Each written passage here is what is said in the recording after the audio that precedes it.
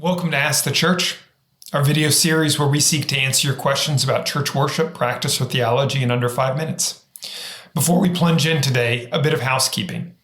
Ask the Church will be on break, on vacation, from basically Memorial Day until Labor Day. And so this is actually the last video until September 9th. So from May 27th to September 2nd, there will be no videos released for Ask the Church. We'll pick back up in September 9th, though, after a summer break. Today's question is about the terminology of 3 streams and 1 river. Some of you may have heard this terminology, others may not have. It's not that uncommon for Anglican churches to advertise themselves on their signs or their websites as 3 Streams Anglicanism or 3 streams in 1 river. The idea is actually something pretty simple. The 3 streams are the Evangelical, the Catholic, and the Charismatic. And the 1 river is our common worship together, our common life of worship.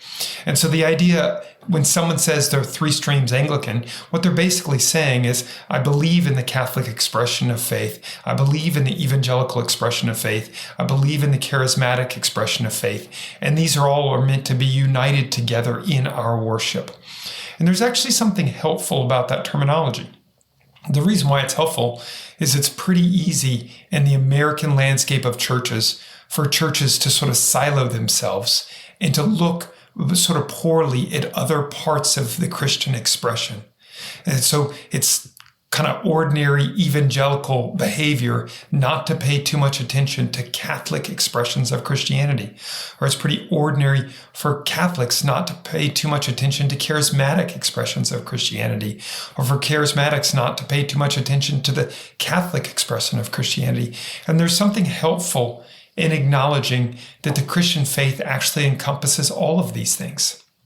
That the church, when it's doing the full breadth of what the church is, should value its Catholic heritage. Its Catholic heritage seen in its adherence to the way that the church worshiped in centuries past. Its Catholic heritage seen in its appreciation for theological voices from all times and all places, seen in its prizing of the sacraments, seen in its elevation of the church's modes of worship. The Catholic heritage of the church is really valuable. So is the charismatic, appreciating that the Spirit has been given to us and expecting the Spirit to work in our midst. This is really important. It's part and parcel with the Christian faith. But also so is the evangelical, proclaiming the Word of God, landing on the gospel, letting it be the heartbeat of what we do, what we declare to people. All 3 of these things are actually part and parcel with a robust understanding of Christianity.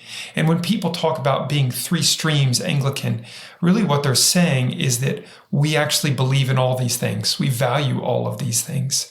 We want all these things to be present in our church. And there is something good in that, because there is a tendency in churches to sort of say what we do is just and actually exclude other parts of the Christian faith.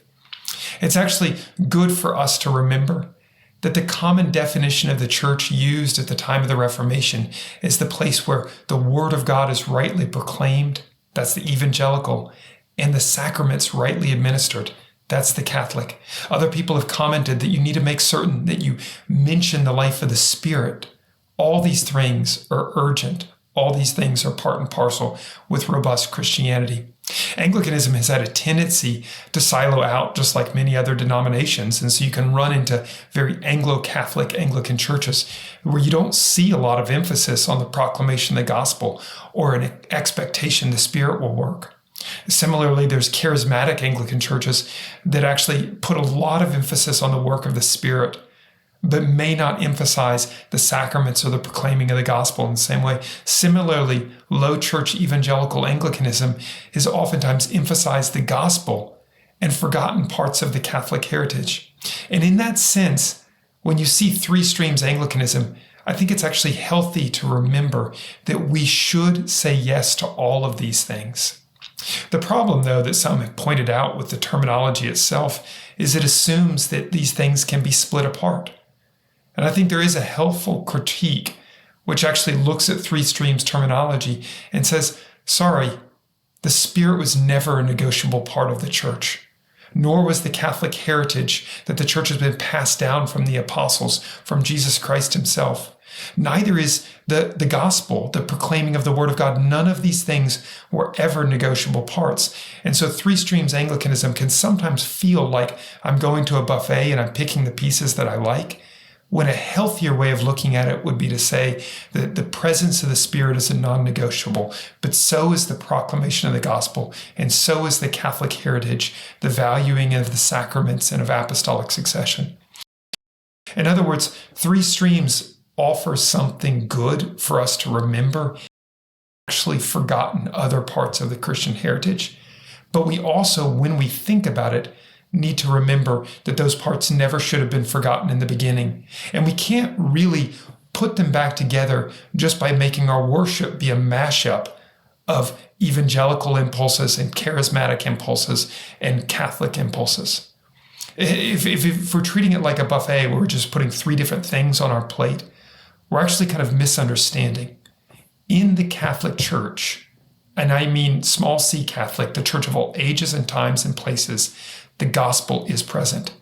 In the gospel-centered church, the Spirit is present. In the Spirit-filled church, the Catholic heritage is present. All of them are united. All of them are meant to be together. So in other words, the terminology can be helpful as a reminder, but it could also make somebody believe that we're just kind of putting the pieces of worship that three different types of people like together, as if we can pick and choose what parts of the church matter to us. The Catholic heritage is the church. The evangelical heritage is the church. The charismatic heritage, the presence of the Spirit, is the church. All three are non-negotiables. They're three aspects of the one church, the church we confess each Sunday morning in the Nicene Creed. So if the terminology helps you to value things that you've forgotten, great. But if it makes it seem like you can pick and choose the pieces of church that you like, then drop it and recognize that actually all these things are inherent to the very nature of the church. Hope that answer helps. As always, thanks for watching this edition of Ask the Church. Pick back up with us on September 9th. And in the meantime, if you have questions, feel free to send them to Stephen@incarnationrichmond.org. And now go in the grace of God.